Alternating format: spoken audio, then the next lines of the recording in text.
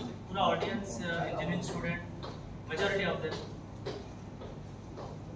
Any idea? So I have done the great work. So about me, like professionally, I'm a consultant. My role mostly involves on these domains: red teaming assessment, risk assessment, and if you see like first and second, both are contradictory to each other. Risk assessment is at the one side of the table, red teaming is at the other side of the table, and I am like working on both the side of the table. Thanks to my organization. I also work on OSINT and incident response and CTI things, totally based on like jobs requirement. Apart from this, if you are not hiding, then you will find my key hobbies. I am collecting coins, bike riding, or driving. Any doubt? Oh, great. General disclaimer that all the information which is for educational purpose only. Please don't do anything malicious. Okay. So what I will do is here, since most of the people are new, we will start with the history. What is malware? How the things work, and how the process process of analyzing the malware. And like when we are processing analyzing the malware, why it should happen, how it should happen, what are the precautions we should take, and all the SOP things. Let's begin.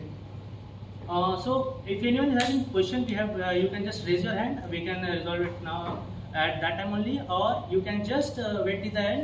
We can resolve the question that time also.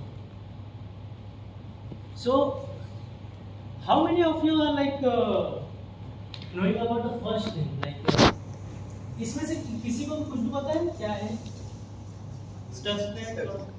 Stuxnet. WannaCry. Yes. Anyone else? Rats. Sorry? Rats.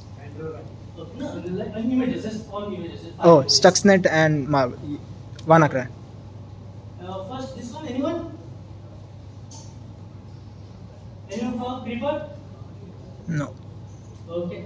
So first is like it is one of the initial viruses which was written. The name was the Creeper, and it was the initial days around 1972. And at that time, like since no financial system or कुछ भी ऐसा PII, personal information, credit card information नहीं था, तो hacker लोग क्या करते थे, जस्ट आपके कंप्यूटर में वायरस डालेंगे, वो वायरस क्या करेगा, बस अपना नाम बताएगा, मैं क्रीपर हूँ, मुझे पकड़ो, बस, और कुछ नहीं. फिर थोड़ा इवॉल्व हुआ 1980s के अराउंड. एल्प क्लीनर आया. एल्प क्लीनर कैसा था, वो आपके हार्ड डिस्क में जाएगा, आपके हार्ड डिस्क फ्लॉपी डिस्क से फ्लॉपी डिस्क ट्रांसफर होता था वो, और जितने भी लोग होते हैं उनको एंटीवायरस परचेस करना पड़ता था. That's the thing. और स्टक्सनेट जैसे बहुत सब कुछ लोगों को पता है, स्टक्सनेट इज लाइक पता नहीं किसने बनाया, अमेरिका एंड इजराइल, पता नहीं किसके ऊपर अटैक करने के लिए बनाया था, मोस्टली ईरान. और तो ये एक डिफाइनिंग मोमेंट था मालवेयर हिस्ट्री में, because this was the only time when a virus or a malware was used to destroy some countries' nuclear facility. The destruction that it has caused, it is like delayed the nuclear program of Iran 5 decades, we can say. Until now, if Iran is not able to be capable of like producing a nuclear bomb, then Stuxnet is one of the major reasons because of it. Because what they have done in Stuxnet is that it went into Iran's nuclear power plant. facility. It stayed there for months. It looked for specific systems, and once it identified the specific systems, it attacked and it destroyed it completely. If anyone is interesting, you can just like movies and documentaries are made on it because it is very famous. And most of them will be aware of WannaCry. So WannaCry और ransomware very simple thing. पहले attackers थे, उनके पास था कि हम लोग अपना hard disk वगैरह या फिर किसी का सिस्टम हैक कर सकते हैं, तो उन्होंने बोला हम अगर हैक कर सकते हैं तो उसको इंक्रिप्ट कर देते हैं. तो सिर्फ ओके हम लोग इंक्रिप्ट करते हैं. फिर कुछ फिर बिटकॉइन आ गया. बिटकॉइन आने के बाद हो गया क्या, अरे हम लोग पैसा भी ले सकते हैं लोगों से अनॉनिमसली, सो कॉल्ड अनॉनिमसली. अगर कोई क्रिप्टो करेंसी में है इंटरेस्ट, तो उनको पता होगा कि like tracking of all the money is totally possible. So अगर आप कुछ कर रहे हो तो don't do that. Okay, so they both came together. Okay, what do you do? अगर एक आदमी है जो डेटा एन्क्रिप्ट कर सकता है, एक मैकेनिज्म है जो ये पैसा हम ट्रांसफर कर सकते हैं, तो क्या करेंगे बताओ, any idea? We will start a startup, ransomware companies. So ऐसे ransomware companies है जिसमें वो आपके कंप्यूटर्स को इन्फेक्ट करेंगे, कंप्यूटर को इन्फेक्ट करने के बाद आपसे पेमेंट डिमांड करेंगे. Of course, it is not like a regular process or the thing that has happened. It is just in a way, so you can understand it in a like a layman. अगर किसी ने मैंने last image में ये रखा है क्योंकि currently जो सिनारियोज हो रहे हैं, अगर लास्ट 1-2 वीक में एक रिपोर्ट रिलीज हुई अगर किसी ने पढ़ा हो, तो how this malwares and these viruses are infecting the nations, you will understand. Currently, like there is a firm in Israel which is changing democracies around the world, and it is doing in such a way that it claims that it got a offer for meddling into 37 countries, and it had successfully done it in 27. Of course, that stats may be up and there, but yes, this is the stage where we are. So that's why we are going through the discussion, and of course we are there to protect it. We will stop. So types of malware, Trojan, like आपको एक कोई antivirus मिलेगा, कोई software मिलेगा, कोई image मिलेगा, आपको लगेगा अरे मेरा भला हो गया, फिर भला हो जाएगा. Ransomware, Stuxnet हो गया, WannaCry, Petya, बहुत सारे. ये आपके सिस्टम में आएंगे, आपके सारा डेटा एन्क्रिप्ट करेंगे और आपको बोलेंगे पैसा दो. हम लोग के पास पैसा नहीं है तो हम लोग बोलेंगे आप डेटा डिलीट कर दो. एडवर्स, आपको एक एडवर्टाइजमेंट आएगा, एडवर्टाइजमेंट में आपको बोलेंगे कि आपको लॉटरी लगा है, आपका हिस्ट्री पता चला है, आपको क्या क्या सर्च कर रहे थे, अभी आप उनको पैसा दो. आप कुछ नहीं करना. Threats like remote administrator tools like Teamwear, Anydex वगैरह. तो ये आप हम लोग स्पेशली ऐसा रख सकते हैं कि अगर आप उसको इंस्टॉल करोगे तो आपको आपके सिस्टम का एक्सेस मिलेगा. जो if any want to explore, you can explore Metasploit, वो अच्छे राइट्स बना के देता है. But being into cyber security industry, I don't discriminate. मैं भेदभाव नहीं करूँगा, मैं सबको सॉफ्टवेयर बोलूँगा. आपके लिए वो गलत हो सकता है, मेरे लिए अच्छा है. ओके, सो अभी हम लोग को पता चल गया मालवेयर क्या होता है. बट अभी मालवेयर एनालिसिस करना है हम लोग को, तो कैसे करेंगे आप लोग? अगर आप लोग को मालवेयर एनालिसिस करना है, स्टार्टिंग में आपको पता चलता है एक फाइल आया है, ये मालवेयर है कि नहीं है, कैसे क्या करोगे आप? Antivirus, virus shuttle. ओके, और कोई कुछ? ओके, चलेगा. एंटीवायरस में हम डिटेक्ट करेंगे, बोलिए ना.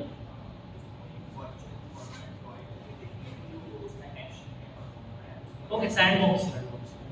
ओके, सैंडबॉक्सिंग करेंगे. आपके पास दिन में 10 फाइल्स आ रहे हैं. 10 फाइल्स को आप सैंडबॉक्स में नहीं लेके जा सकते. सो कैसा रहता है, अगर हम लोग एक प्रोसेस फॉलो करेंगे तो ज़्यादा बेटर रहेगा. सो द प्रोसेस हम लोग जो फॉलो करने वाले हैं वो है, हम लोग को मालवेयर सैंपल मिलना चाहिए फर्स्ट ऑफ ऑल, उसको एनालाइज करने के लिए. हम लोग स्टैटिक एनालाइज करेंगे, डायनामिक एनालाइज करेंगे, रिपोर्टिंग करेंगे. दैट्स इट, ज़्यादा टेंशन नहीं. बट अभी हम लोग आ गए, आपको मालवेयर का सैंपल तो मिल गया है, अब करेंगे क्या उसको? आपके पास पहले कुछ ऑब्जेक्टिव्स होना चाहिए. For example, most of the consultant और इंसिडेंट रिस्पॉन्सर और malware analyst, they don't work directly with the organisation. Banking company रहेगा, उनके पास कोई मालवेयर एनालिस्ट नहीं रहता है. Nuclear power plant, aviation industry, उनके पास ये एनवायरनमेंट या फिर उतना बजट नहीं रहता कि वो एक मालवेयर एनालिस्ट को हायर करें. So they hire a third party consultants, और उनका डेली जॉब रहता है कि ये मालवेयर को एनालाइज करना. अगर आप इसमें देखोगे तो सबसे पहले आपको ये फाइंड आउट करना है, अगर यूजर ने रिपोर्ट किया है तो उसने क्यों रिपोर्ट किया है. उनसे कुछ क्वेश्चंस वगैरह. डायरेक्ट आप कोई फाइल को वायरस पोर्टल पे डाल रहे हो, डायरेक्ट उसको सैंडबॉक्स में डाल रहे हो, बिकॉज अब सैंडबॉक्स में उसको डालने के लिए आपको टाइम लगेगा. एंड आपके पास एक अप्रॉक्स रफ नंबर्स हैं, 300 से 400 वायरस हर मिनट रेडी होते हैं, and those are totally different virus. तो आपके पास या फिर मेरे पास इतना टाइम नहीं है कि हम लोग हर एक मालवेयर या फिर वायरस को एनालाइज करेंगे. तो पहले हम लोग को ये चेक करना है उसने ऐसा कुछ किया है क्या, ऐसा कुछ इन्फेक्शन हुआ है क्या कि मैं इसको बोल सकूँ ये मालवेयर है. उसके बाद आपको उसका तो हम लोग पहले ना कोई क्वेश्चन रेडी करेंगे। फॉर एग्जांपल अगर आपका एक क्लाइंट है जो कि न्यूक्लियर फैसिलिटी है और एक क्लाइंट है जो बैंकिंग है, तो अगर दोनों मालवेयर आपके पास आता है तो आप दोनों के लिए सेम प्रोसेस नहीं कर सकते, क्योंकि अगर जो एक बैंकिंग इंडस्ट्री का मालवेयर है उसका मेजर एम रहेगा पैसे के लिए, मैं पैसा इधर से ये अकाउंट से वो अकाउंट में ट्रांजेक्शन करूंगा वगैरह वगैरह। बट जब एक न्यूक्लियर फैसिलिटी का मालवेयर आता है उसका मेजर एम रहता है कि डॉक्यूमेंट स्टील करना, आपका जो कॉन्फिडेंशियल इन्फॉर्मेशन है या फिर अगर आपका डिस्ट्रक्शन है, अगर वो स्टक्सनेट है तो डॉर्मेंट रहना, फिर उसके बाद में उसको ये क्या एक्शन ले सकते हो वैसा। बट ये मोस्टली है कि आपके पास कैसा क्लाइंट है वगैरह, आप उसके बेसिस पे क्वेश्चन रेडी करोगे कि मैं ये एनालिसिस के बेसिस से मुझे अचीव क्या करना है, एंड एक बार वो फाइनलाइज हो गया कि मुझे ये अचीव करना है तो आप एनालिसिस स्टार्ट करोगे। तो एक बेसिक क्वेश्चंस हो सकते हैं, मालवेयर किसी से कांटेक्ट कर रहा है कि नहीं कर रहा है, हाउ मीन्स अगर डिटेक्ट हो रहा है तो रिमूव कैसे करना है वगैरह। अगर वो आपको अटैक कर रहा है या फिर जैसा कि स्टक्सनेट था, स्टक्सनेट अगर किसी कंपनी में इन्फेक्ट करता है वो आपको कुछ भी नहीं करेगा वो, क्योंकि वो डिज़ाइन था एक स्पेसिफिक सेट ऑफ यूजर्स के लिए, वो सिर्फ उसी सिस्टम्स को अटैक किया उसने। और जब वो डिटेक्ट हुआ था by, I think it was by Kaspersky Lab, so it was only detected like something is happening but we don't know what it was happening, and at that time it has infected around 60 to 70% of the Iran's computer, but it was just looking for that one computer. When it got that one computer, it attacked. So first thing is that we should have a very clear objective, like what is the malware and why which is the industry, what I want to achieve from this analysis. Once that is done, then we can start with the process of analysis. But before that, we have to take some precautions that very basic thing, आपका system जो है उसके ऊपर आप analysis नहीं करोगे, क्योंकि वो आपको पता नहीं क्या कर सकता है। आपका जो सिस्टम है वो एक डिफरेंट लैंड सेगमेंट में रहे तो ज़्यादा बेटर है, बिकॉज हो सकता है आपके सिस्टम को ना इम्प्रूव करे बट उसके अंदर कैपेबिलिटीज हो कि वो दूसरे सिस्टम को ट्रैवल कर सके और उस वहाँ पे अटैक कर सके। और कभी भी अगर आप मालवेयर अगर आप एनालिसिस कर रहे हो तो एक इंडस्ट्री स्टैंडर्ड पासवर्ड है इन्फेक्टेड, सारे के सारे मालवेयर अगर आप कहीं से भी डाउनलोड करोगे, अगर वो ऑफिशियल सोर्स है उनका पासवर्ड रहेगा इन्फेक्टेड, और अगर URLs वगैरह है तो उसको डिफाइन करते हैं, जैसे कि अगर HTTPS है तो HTTPS कर देते हैं, तो that is something industry standard which is, so you will never keep a malware in a space where it can if any random user clicks on it and it will get exploded. So we will never do that. So as the person in the white was saying about the sandboxing. So coming to sandboxing, आपका ये थोड़े set of rules है या फिर एक safety tips है जो follow करने चाहिए। जैसे कि आपका एक जो मालवेयर वगैरह है वो भी आपके ये मीन्स उनको भी पता है कि जो अगर कोई पर्सन मालवेयर लिख रहा है तो उसको पता है कोई एक पर्सन है जो एनालाइज करेगा। सो बहुत बार कैसा होता है वो स्पेसिफिक रहते हैं कि अच्छा ये सिस्टम में अगर कोई फाइल्स ओपन रहेंगी तो इसको डेटोनेट करना है, अगर ये सेट ऑफ एक्टिविटीज़ हो रही होगी तभी डेटोनेट करना है। फॉर एग्जाम्पल बहुत सारे सिस्टम्स ऐसे रहते हैं, अगर आपने उनको मालवेयर आपने डाला तो माउस का मूवमेंट ही नहीं है, वो सिर्फ एनालाइज करने के लिए बना है, बट वो मालवेयर डिटेक्ट करता है कि माउस का मूवमेंट ही नहीं है या फिर सिस्टम इतने टाइम से अप है। फॉर एग्जाम्पल अगर आपने कोई सेटअप बनाया जो 3-4 हफ्ते से आपने डाउन किया, बट नॉर्मल यूजर कोई 3-4 हफ्ते से सिस्टम अप नहीं रहेगा। So malware the people who are writing the malware they also know that there are people who are analysing it, so they are taking a necessary action और precaution to avoid the detection. So keep it like when you are making a sandbox, make sure that it is as real as possible. It should be like आप कुछ fake documents रख सकते हैं, कुछ files upload कर सकते हैं, कुछ इमेजेस, कुछ वीडियोस वगैरह, उसको एज रियल एज पॉसिबल उसको बनाइए और उसको सेगमेंटेड नेटवर्क में रखिए। कुछ वर्ड VLC प्लेयर वगैरह जो भी नॉर्मल सॉफ्टवेयर आपको लगता हो आप उसमें वो भी इंस्टॉल करके रखिए। गेस्ट मोड अगर भी कोई वर्चुअल बॉक्स यूज़ कर रहा है, ये वर्चुअल बॉक्स यूज़ कर रहा है तो VM गेस्ट मोड मत इंस्टॉल करिए। फिर अगर वायरस को वायरस चेक कर रहा है इंटरनेट से क्या कनेक्टिविटी है कि नहीं। So at that time we have multiple solutions like FakeNet and iNet is one of the thing that what they do.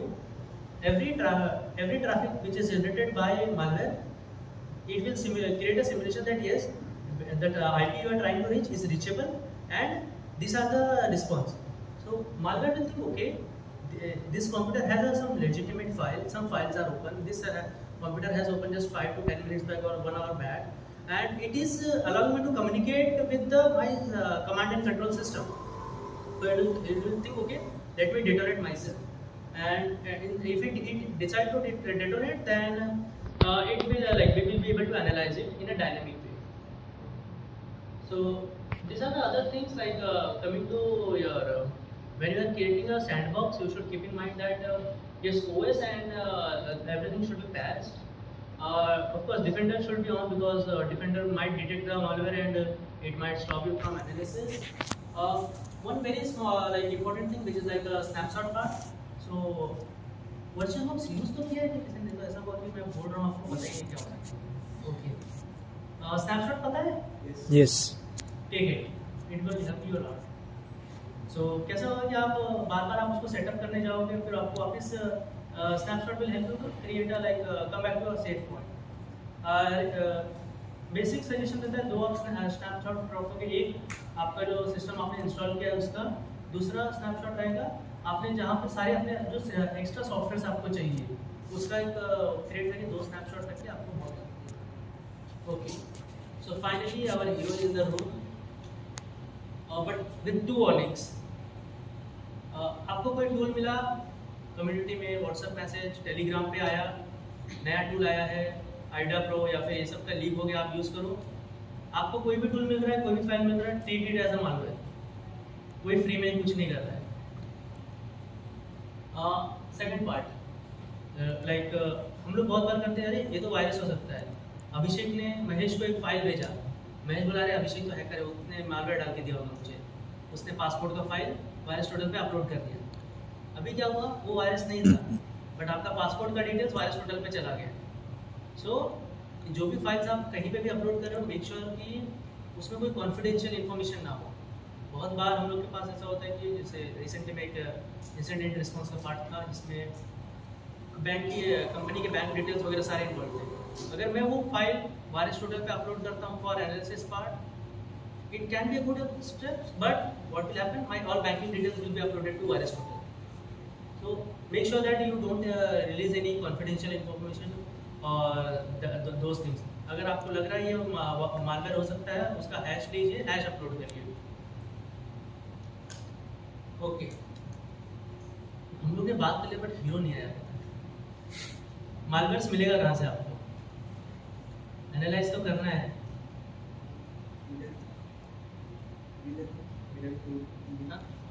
Yes, villain use कर सकते हैं, एविल यूज कर सकते हैं. और कोई VX background, VX background.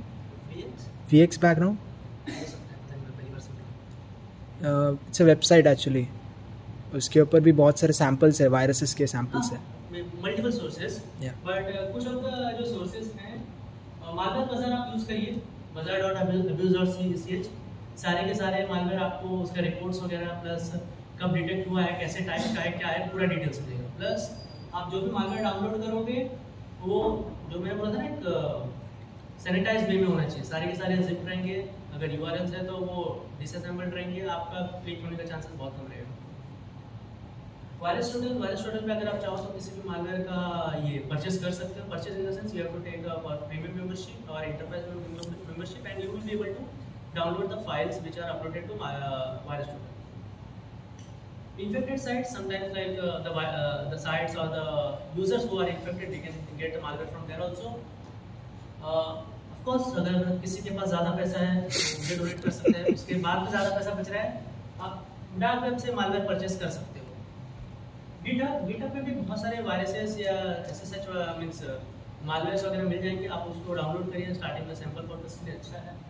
Malware generators, like as your name Rehan was saying, बहुत सारे tools हैं, evil Metasploit, वो आप यूज कर सकते हो malwares को जनरेट करने के लिए. तो आप malware जनरेट करो, उसको देखो क्या आ रहा है, उसको एनालाइज करो. इसमें सबसे बेस्ट होता है, आपको पता है क्योंकि ये सारे टूल्स लेजिटिमेट हैं और बहुत ज़्यादा वैसे कुछ ज़्यादा होता नहीं है, तो आपको पता है कि ये malware की कैपेबिलिटीज़ क्या है. इनिशियल स्टेज में आपको मालवेयर जनरेटर बहुत ज़्यादा हेल्प करेंगे। और सबसे लास्ट वे है आप अपना खुद का मालवेयर लिखिए, उसको एनालाइज करिए, उसको इम्प्रूव करिए। समझ गए? नहीं समझ? Okay, so let's start with analyzing the SOP that we are following. So first step that we will follow is that identify the file type. So whether it is for example, let's assume you receive a malware in a APK file. आप उसको Windows के environment में run करो, वो कभी कुछ नहीं होगा। पहले आपको पता करना है इसका टारगेट ये क्या है, मैक ओएस है, लिनक्स है, उबंटू है, क्या है। तो पहले फाइल टाइप वगैरह आप चेक करोगे, उसके बेसिस पे अगर आपको लग रहा है ये विंडोज़ का मालवेयर है या फिर लिनक्स का मालवेयर है, तो आप उसी एनवायरनमेंट में उसको आप ये करो। लाइक ऑटो जनरेटेड और those things can be found on VirusTotal. So once you have identified, okay, this is the Linux malware or a Windows malware, you will get it hashed and upload it to the VirusTotal. File upload नहीं करना है, बस उसका hash upload करना है। Hash upload करके आपको पता चलेगा कि ये हैश ऑलरेडी किसी ने डिटेक्ट किया है कि नहीं किया है। वो कंफर्मेशन नहीं है कि आपका ये वायरस है कि नहीं है, इट इज जस्ट दैट इसके पहले आपके पहले कोई इन्फेक्ट हुआ है कि नहीं। That's it.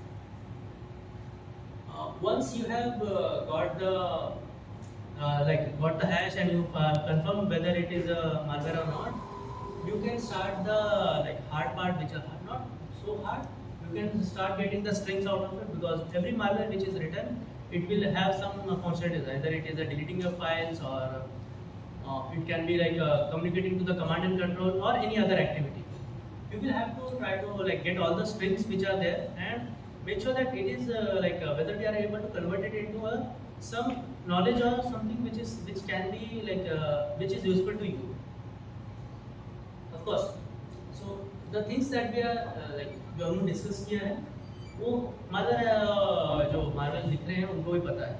So what they do, they use packing and authentication. In packers, what they do, packers was developed to reduce the bandwidth of the network. So आपने मालवेयर लिखा, उसका साइज है 10 GB या फिर not 10 GB, like 1 MB, 2 MB, 3 MB. But long back it was not possible to transfer that much data also. So what they do, they came up with a packer. What it does, it takes a software, it compresses it, but the functionality and all those things will remain same. So your size of the software will be reduced very much. That's a task of packer. Authentication is आपको the thing, converting the strings into unreadable format. Like you have converted a normal string into base65 or any other Unicode or different function. So the person who is reading the string will not be able to understand, okay, what is happening this.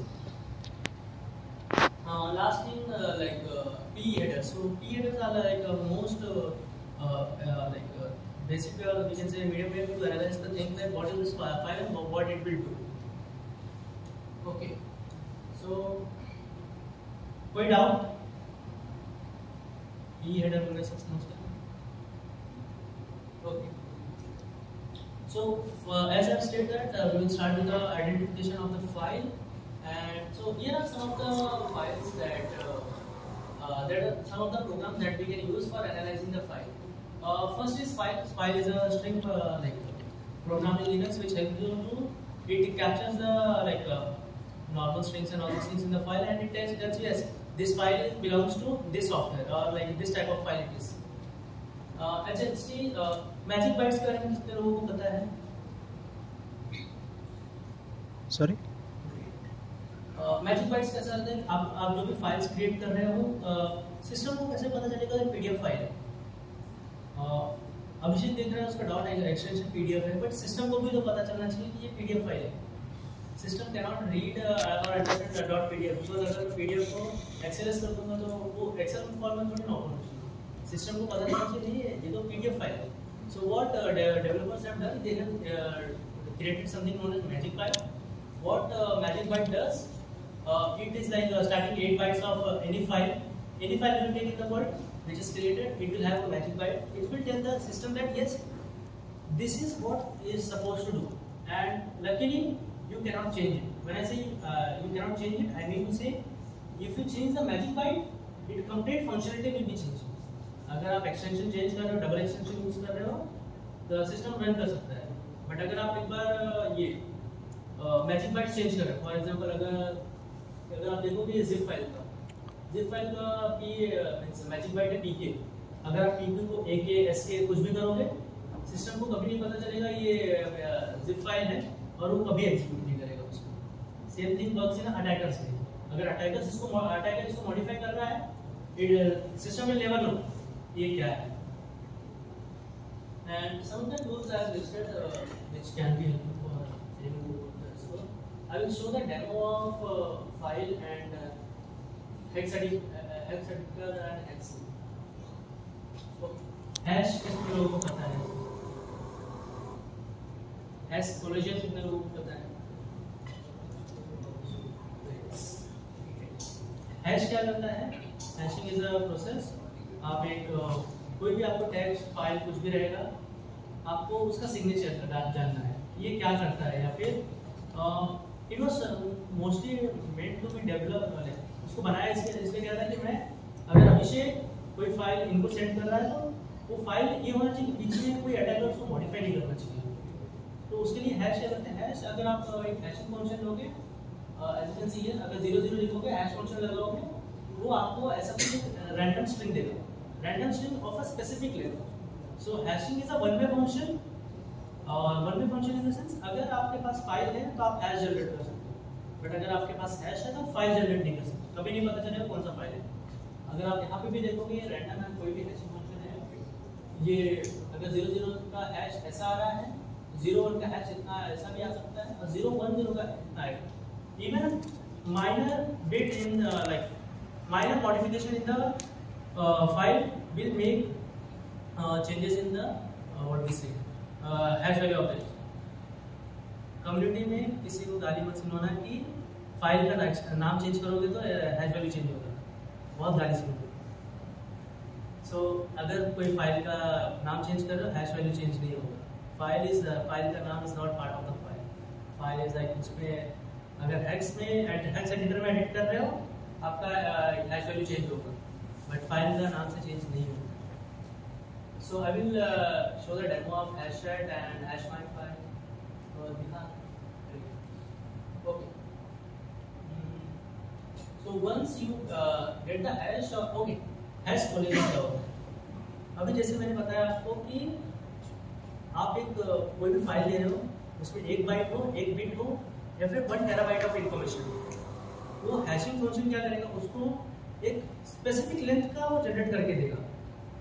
But इसमें कैसा होता है कि since information बहुत ज़्यादा है, तो हो सकता है कि किसी भी 2 फाइल के लिए वो एक हैशिंग जनरेट कर दे, तो हैश मतलब एक हैश वैल्यू जनरेट कर दे, और उसको बोलते हैं हैश कोलिजन, कि 2 फाइल का एक ही हैश वैल्यू है, 2 टोटली डिफरेंट फाइल है, उनका हैश वैल्यू एक है। इसके होने के चांसेस बहुत कम रहते हैं, बट ये कॉन्सेप्ट है और ये होता है। MD5 में होता है, SHA1 में होता है, इसलिए अभी MD5 और SHA1 इतना यूज नहीं करते, रिकमेंडेड नहीं है। और SHA256 में अभी तक फाइंड आउट नहीं हुआ है, but theoretically it is possible. So this is the hash collision. Okay, आपको हैश मिल गया, आपको हैश लेके कोई भी फाइल पे जाओगे, कोई भी वेबसाइट पे, इनमें से वो आपको बता देगा कि ये वायरस है कि नहीं है।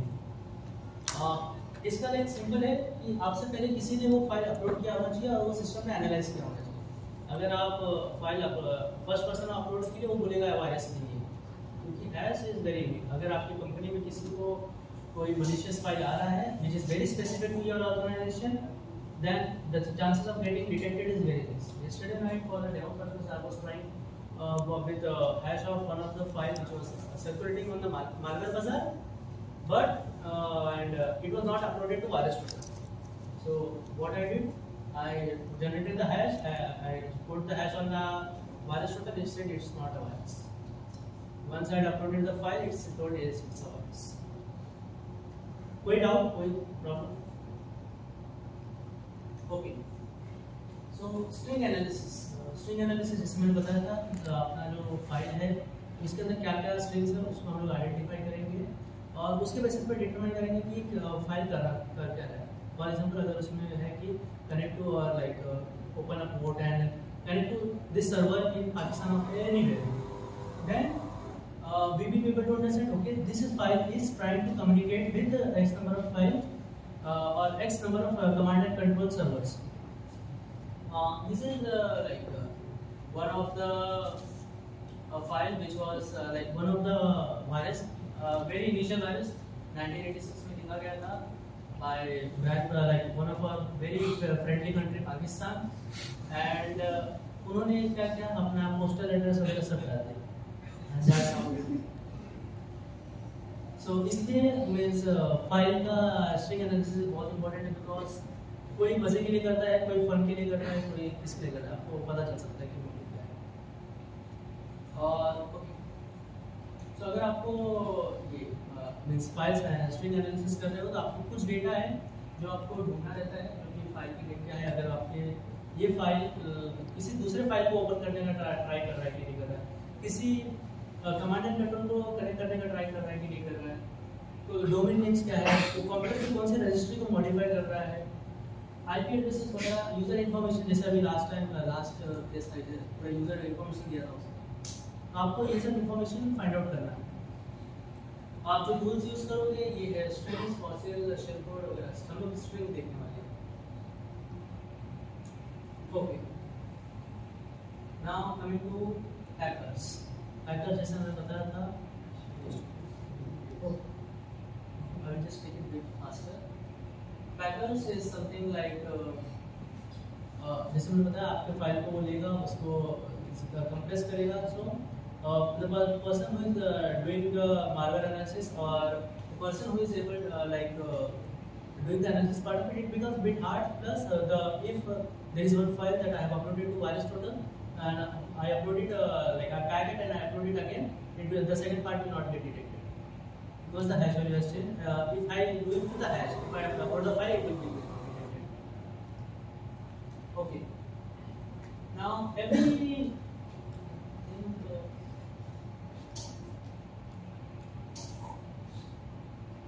how much time है? It's already extended. थोड़ा टाइम है. Okay, so P or not?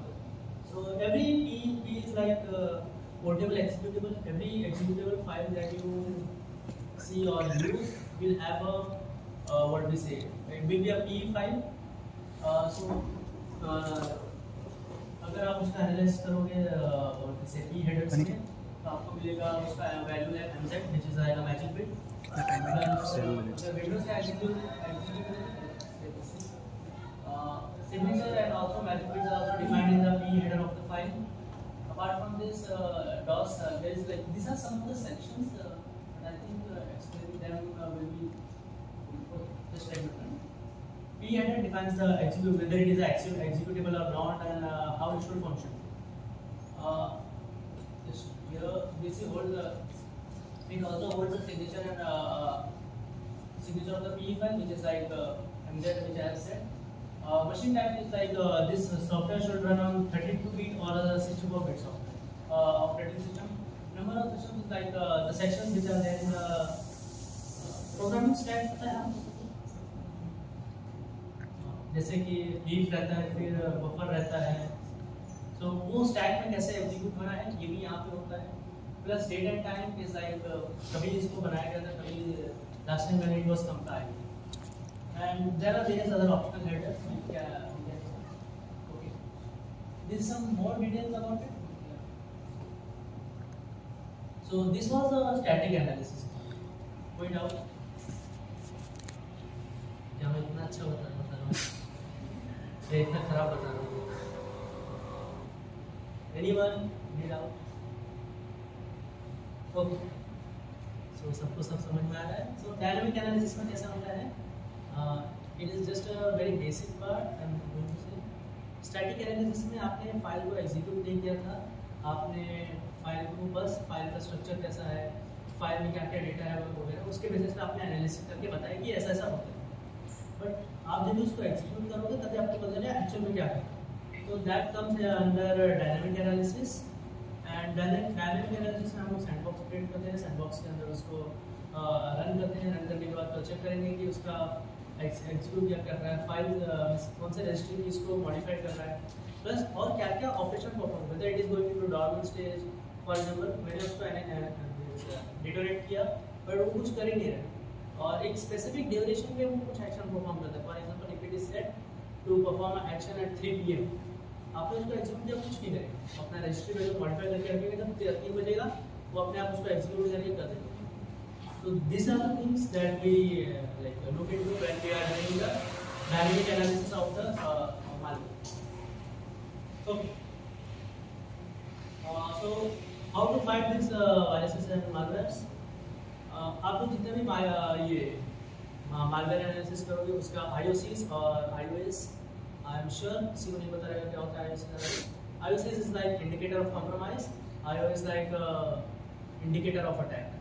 Indicator of compromise means आपको हैश वैल्यू मिलेगा, आपने जो फाइल का एनालाइज किया आपको पता चला इसका वैल्यू लेट्स अज्यूम ABC है, हैश वैल्यू ABC है, तो आप एक सेंट्रल कम्युनिटी ड्रिवन ये पोर्टल है, वहाँ पे वो हैश वैल्यू अपलोड करोगे, बताओगे कि ये ऐसा ऐसा है और मेरा ये आइडेंटिफिकेशन है, एंड वो क्या करेगा, सबको सर्कुलेट करेगा वर्ल्ड में कि ये ऐसा ऐसा एक फाइल है, इसका हैश वैल्यू ये है और ये ऐसा मलिशियस है।